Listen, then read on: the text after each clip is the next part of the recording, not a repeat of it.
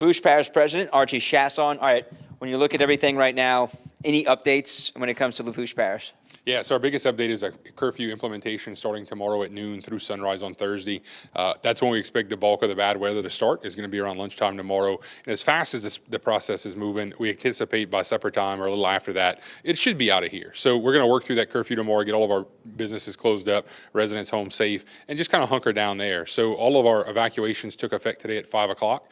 That's a mandatory evacuation for anyone in a FEMA camper or a state-issued RV still left over in temporary housing from Hurricane Ida, as well as anybody south of the Lee, Ontario floodgates in Golden Meadow, typically where we have trouble with South LA1. We have a voluntary evacuation in place for anyone in Lower Bayou Blue, which is anybody generally from the Prospect Extension on south, just because there's not a whole lot of hurricane protection in that area, so we're worried about a little bit of backwater flooding, depending on which type of storm surge we see. Also, voluntary evacuations for anyone inside of a mobile home, other low-lying areas, or generally if you just don't feel safe in whatever shelter you're in, our shelter is open. So that opened today at 5 o'clock as well, located at the Lockport Community Center, 5610 Highway 1, being staffed by our Sheriff's Office, our great Head Start employees who sent our kiddos home safe today and came out to spend the night with those people. So we fully anticipate some people to show up tonight. We have about 4 people in there right now. We know we're going to see some people from Grand Isle, from David Cormanel's area that are going to move up.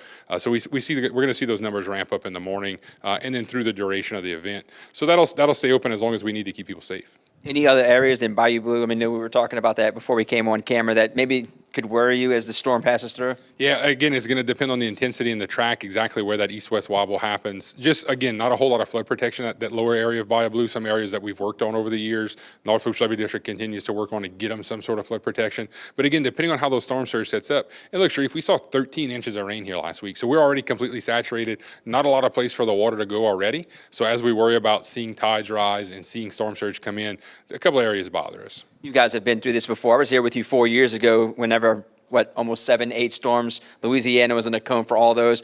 By the Golden Meadow floodgate, any chance that you might try to close the floodgate? Yeah, no, that the levee height in that area is about 18 foot. So when you add on the floodgate, we're looking at almost 20 foot of protection. So a 5 to 10 foot storm surge range, not really a huge concern for making it inside the levee system to close those gates. But I fully expect as we see tides come up tomorrow, early morning through lunchtime, we're going to have some issues on LA1 and probably have to close it. Chet Chasson, the executive director of Port Fourchon, has already issued his mandatory evacuation for his port tenants. So we're going to see a flood of people come out of there in the early morning, but we shouldn't have a whole lot of people left down there. And then as soon as the storm passes, as soon as it's safe, the wind dies down, we have equipment staged with our private contracting partners to clear the road and get access back to the port as quickly as we can, and also Grand Isle. That was my next question. How many people you're going to have working once the storm passes, just to make sure everything gets cleaned up and power back on if you lose power? Yeah, we've talked to Philip May over at Energy Louisiana. He's got some 3,000 workers lined up ready to come in and stage in different areas with a ton of equipment and resources and poles and transformers, whatever we might need.